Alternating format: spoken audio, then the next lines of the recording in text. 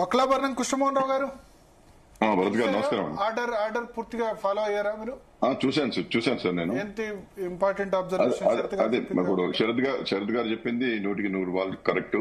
మనం గతంలో కూడా చర్చా వేదికల్లో పాల్గొన్నప్పుడు ఈ విషయాలన్నీ కూడా చర్చించినాం. ఈ సమస్యలు ఉత్పన్నమైతాయి, ఇదంతా కూడా మసిపూసి మారేడుకాయ చేస్తున్నారు, కృష్ణమూర్తిని ఫాలో కాకుండా వికాస్ కిషన్ రావు గవాల్ని ఫాలో కాకుండా వీళ్ళు ఏది చేసినా నిలబడదని చెప్పేసి తర్వాత వీళ్ళు భూసాని వెంకటేశ్వరరావు గారి డెడికేటెడ్ కమిషన్ ను ఆమోదించడం అని చెప్పుకుంటున్నారు.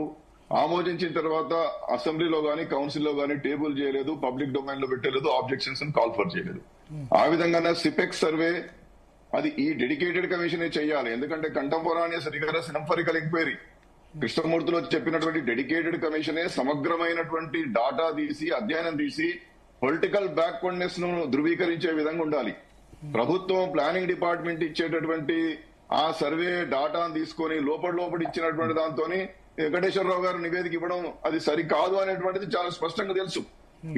ఇలాంటి విషయాల్లో ఉత్తరప్రదేశ్ లో కూడా ర్యాపిడ్ సర్వే చేయించేసింది అక్కడ యోగి గారు, దాన్ని కొట్టివేయడం జరిగింది.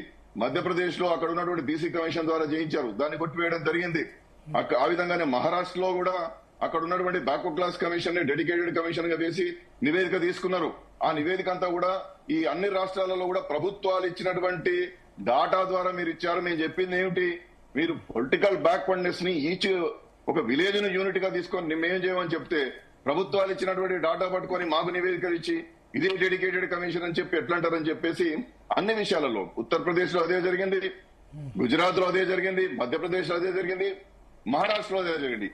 ఈ విషయాలన్నీ కూడా చాలా స్పష్టంగా చెప్పడం జరిగింది. అంతేకాకుండా రమేష్ రాహుల్ వాగ్ అనేటువంటి 22 కేసులో మీరు ప్రతిసారి మా దగ్గరికి రావడం ఏంటి, ఆర్టికల్ 141 ప్రకారం ఒకసారి రాజ్యాంగ ధర్మాసనం ఒక తీర్పు ఇచ్చిన తర్వాత ఈ దేశంలో ఉన్నటువంటి కేంద్ర పాలిత ప్రాంతాలు రాష్ట్రాలన్నీ కూడా మా సుప్రీంకోర్టు యొక్క జడ్జిమెంట్ మీరు ఫాలో కావాలి. అదే విషయాన్ని మళ్ళీ సురేష్ మహాజన్ కేసులో మధ్యప్రదేశ్ లో కూడా చెప్పడం జరిగింది. కాబట్టి ఇంత కేటగారికల్ గా ఒకటి ట్రిపుల్ టెస్ట్ ను చాలా స్పష్టంగా ఫాలో కావాలి.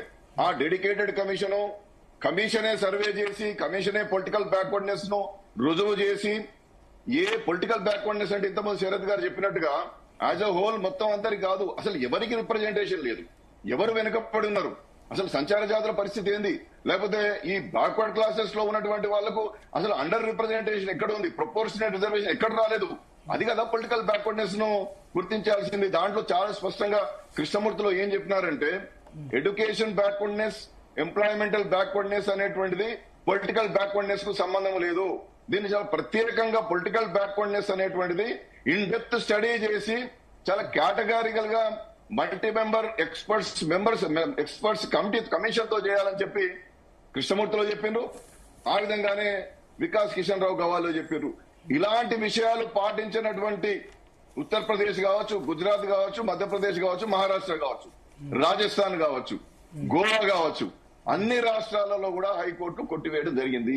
ఇవాళ కొత్త విషయం ఏమున్నది, అరే అన్ని రాష్ట్రాలలో కొట్టివేసినయ్యా మనకు అన్యాయం జరుగుతుంది, ఈ పద్ధతిలో మీరు పోండి, మీరు 50% దాటే ప్రయత్నం చేస్తున్నారు, 50% దాటే ప్రయత్నం చేస్తున్నప్పుడు అది రాజ్యాంగబద్ధమైనటువంటి ఒక సంక్షోభంలోకి వచ్చేస్తుంది.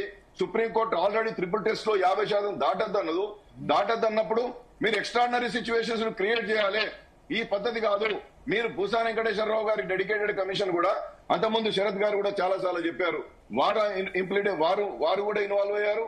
ఆ విధంగానే కృష్ణయ్య గారితో నేను మాట్లాడి బిఎస్ ప్రసాద్ గారితో ఈ డెడికేటెడ్ కమిషన్ గురించి మేము కేసు వేసి దాన్ని సాధించడం జరిగింది. డెడికేటెడ్ కమిషన్ లో అంటే ఏమిటి, ఒక ప్రత్యేకమైనటువంటి ఈ అంశానికే పరిమితమై చేయమని చెప్పారు. కానీ ఎంత వేగంటే ఒక మాజీ రిటైర్డ్ ఐఏఎస్ ఆఫీసర్ గారిని ఒక ఏకసభ్య కమిషన్ వేసి ఆయనకు టర్మ్స్ ఆఫ్ రిఫరెన్స్ ఇవ్వకుండా, అది కమిషన్ ఆఫ్ ఎంక్వైరీస్ యాక్ట్ 1952 పరిధిలో కాకుండా, ఆర్టికల్ 340 ప్రకారం కాకుండా బీసీ వెల్ఫేర్ నుండి ఒక ఉత్తర్వు ఇచ్చారు. అది దేని పనికి వస్తుంది శరత్ గారిని అడగండి. ఇక్కడ చాలా చాలా స్పష్టంగా ఇక్కడ మీరు కృష్ణమూర్తి కేసులో ఏం చెప్పినారంటే ఇది తప్పనిసరిగా చూడాలి. ఇదే ప్రామాణికమైనటువంటి 5గురితో కూడినటువంటిది.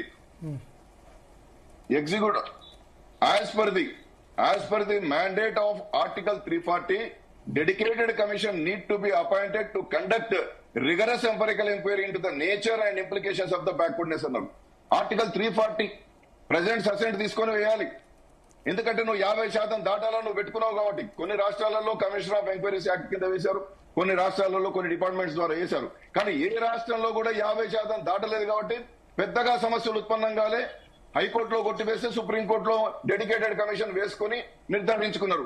మనం 50% దాటాలన్నప్పుడు ఒక ప్లానింగ్, ఒక బీసీ వెల్ఫేర్ డిపార్ట్మెంట్ ద్వారా క్వాసి జ్యుడిషియల్ లేనటువంటి, సమనింగ్ చేసేటటువంటి అవకాశం లేనటువంటి ఏకసభ్య కమిషన్ వేసి ఆ కమిషన్ కూడా ప్రొసీడింగ్స్ ప్రకారం బహిరంగ విచారణ కార్యక్రమాలు చేయాలి. ఎట్లా చేయాలండి?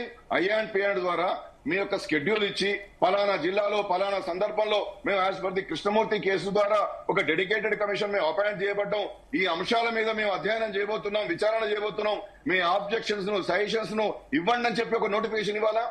భూసాని వెంకటేశ్వరరావు గారి కమిషన్ ఒక్కటి కూడా అధికారికంగా ధృవీకరించబడినటువంటి పద్ధతుల్లో, ప్రెసిడెన్షియల్ పద్ధతుల్లో ఒక్క నోటిఫికేషన్ కూడా ఇవ్వలేదు. ఏదో కొన్ని జిల్లాలలో తిరిగి వచ్చిండ్రు, అక్కడ సంక్షేమ భవన్లో కూర్చున్నారు, ఎవరైనా కాగితం ఇస్తే తీసుకున్నారు, లేకుండా లేదు. మీరు పొలిటికల్ బ్యాక్వర్డ్నెస్ ని ఏ పద్ధతిలో మీరు అధ్యయనం చేస్తారు? రూముల్లో కూర్చుని కుక్కుడు కాదు కదా, డాటా బేస్డ్ చేయాలి. మీరు ఇచ్చేటటువంటి ఈ సిపెక్ సర్వే ఏదైతే ఉన్నదో అది ప్లానింగ్ డిపార్ట్మెంట్ ద్వారా చేస్తున్నది, అది తప్పు అని చెప్పి మేమందరం అన్నాం. శరత్ గారు అన్నారు, మేమందరం కూడా అన్నాం. అయినప్పటికీ దాన్ని పట్టించుకోలేదు. మళ్ళీ ప్లానింగ్ డిపార్ట్మెంట్ ద్వారా చేయించారు. మేము మీ యొక్క చర్చా వేదికల్లో కూడా నేను ఇదివరకు చెప్పిన జిఐడి ద్వారా బీహార్ లో చేయడం ద్వారా జిఐడికి ఏం అధికారం ఉన్నది కదా? బ్యూరోక్రాట్స్ చేసేటటువంటి దానికి అధికారం లేదు, డిపార్ట్మెంట్ దానికి చేసే అధికారం లేదు. ఒక కమిషన్ నివేదిక కాదు, ఒక డెడికేటెడ్ కమిషన్ నివేదిక కాదు, వాళ్ళ యొక్క బీసీ కమిషన్ యొక్క ఫైండింగ్స్ కూడా తీసుకోకుండా అనలిస్టుల యొక్క దాంట్లో నిపుణుల యొక్క అనాలిసిస్ కు సంబంధించిన వివరాలు తీసుకోకుండా మీరు ఎట్లా నివేదిక ఇస్తారని చెప్పి ఆ యొక్క జిఐడి ద్వారా చేసినటువంటి గణాంకాల ఆధారంగా 65% రిజర్వేషన్లతో బీహార్ ప్రభుత్వం ఒక చట్టాన్ని తయారు చేసి విద్యా ఉద్యోగ రంగాల్లో రిజర్వేషన్లు అమలు చేస్తే అక్కడ పాట్నా హైకోర్టు కొట్టివేసింది. ఈ విషయాలన్నీ కూడా నేను బీసీ కమిషన్ చైర్మన్ గా ఉన్నప్పుడు ప్రభుత్వం దృష్టి తీసుకపోతే జిఐడికి సంబంధించినటువంటి ఆ యొక్క ప్రిన్సిపల్ సెక్రటరీ గారు రాజేంద్ర గారిని ఇక్కడ పిలిపించి అడిగారు. అవునయ్యా, మాకు ఇవన్నీ కూడా పద్ధతులు మాకు ఇబ్బంది అయినాయి కాబట్టి మీరు డెడికేటెడ్ కమిషన్ ద్వారా చేసుకోమని చెప్పి ఆయన కూడా చెప్పడం జరిగింది. అయినప్పటికీ అది పట్టించుకోలేదు. ప్లానింగ్ డిపార్ట్మెంట్ ద్వారా చేయించారు. ప్లానింగ్ డిపార్ట్మెంట్ ఇచ్చేటటువంటి బ్యూరోక్రాట్స్ సర్వేకు లీగల్లీ ఏం వాల్యూ ఉంటుంది? అప్పటికి కూడా మాది తక్కువైందంటే మాది తక్కువైందని, బీసీలో తక్కువైందని మేము, మిగతా వాళ్ళే తక్కువైందని వాళ్ళు, చాలా వివాదాస్పదం అయింది కదా. కాబట్టి ప్రభుత్వానికి 42% రిజర్వేషన్లు ఇవ్వాలనేటువంటి చిత్తశుద్ధి సంకల్పం లేదు. పొలిటికల్ బ్యాక్వర్డ్నెస్ మీరు ఏ విధంగా రుజువు చేయగలిగినంటే ఆ నివేదిక ఎక్కడ ఉన్నా తెలియదు. మీరు మార్చి 6వ తారీఖు 2025 జరిగినటువంటి మంత్రి మండలిలో మీ యొక్క సర్వే నివేదికను, మీ డెడికేటెడ్ కమిషన్ నివేదికలను మీరు ఆమోదించిన అని చెప్పారు. శరత్ గారిని అడగండి. ఒక్కసారి ప్రభుత్వం గనక, మంత్రి మండలి గనక ఆమోదించిన తర్వాత అది ఎవరిది అవుతుంది? అది పబ్లిక్ డాక్యుమెంట్ అవుతుంది. మీరు పబ్లిక్ డొమైన్ ఎందుకు పెట్టలేదు?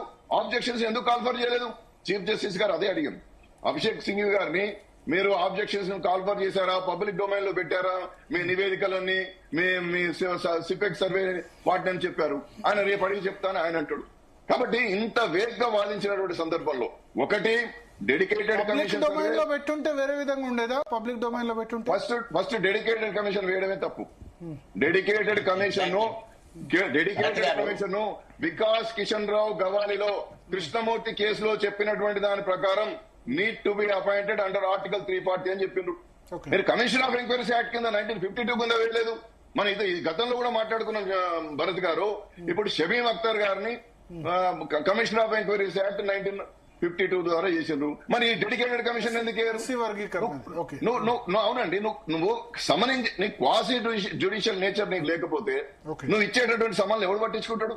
మేము రానివాడు ఏ అధికారి పట్టించుకోడు. నేను బీసీ కమిషన్ చైర్మన్ ఉన్నా, నాది రికమెండేటరీ బాడీ. కానీ నేను ఒక ఎస్పీకి నేరుగా డైరెక్షన్ ఇవ్వడము, లేకపోతే ఒక కలెక్టర్ కు నేరుగా డైరెక్షన్ ఇచ్చినాం అనుకోండి, అసలు నువ్వు రాజ్యాంగబద్ధమైనటువంటి సంస్థన, నీకు అసలు నీ చట్టంలో ఏముందని చెప్పి వాడు నాకు లేఖ రాస్తాడు. అట్లనే ఒక చట్ట పద్ధతి లేకుండా, ఒక రాజ్యాంగ పద్ధతి లేకుండా బీసీ వెల్ఫేర్ నుండి ఒక ఉత్తర్వు ఇచ్చి ఆ ఉత్తర్వుల ద్వారా నువ్వు ఇంత పెద్ద సర్వే చేయమని చెప్పి ఒక్కడనే వేసి పరిజ్ఞానం లేనటువంటి వ్యక్తిని నేను వెంకటేశ్వరరావు గారిని అవమానిస్తలేను.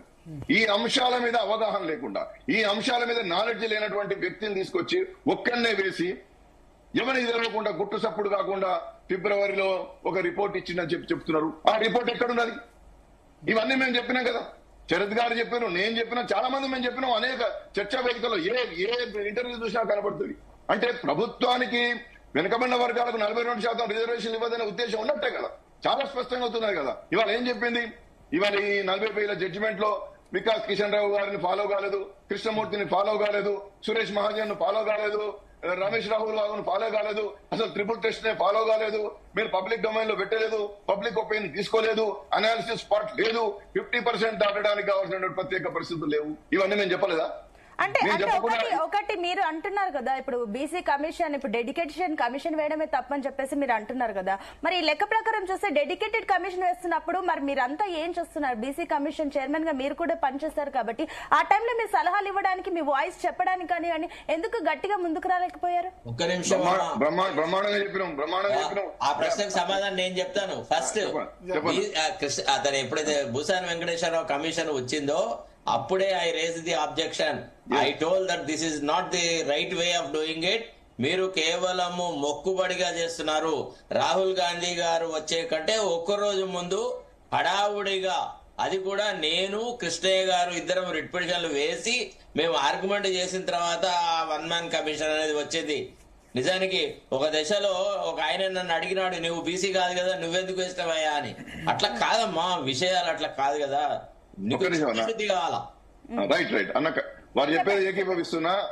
ఇప్పుడు వికాస్ కిషన్ రావు గవాలిలో ఉన్నటువంటి సూచనల మేరకు డెడికేటెడ్ కమిషన్ వేయమని చెప్పిండ్రు కోర్టు. అంటే ఏమిటి, కమిషన్ ఆఫ్ ఎంక్వైరీస్ యాక్ట్ 1952 ద్వారా వేస్తావా, లేదా 340 ఆర్టికల్ కింద వేస్తావా, కృష్ణమూర్తిలో చెప్పినట్టుగా వేయమని చెప్పిండ్రు.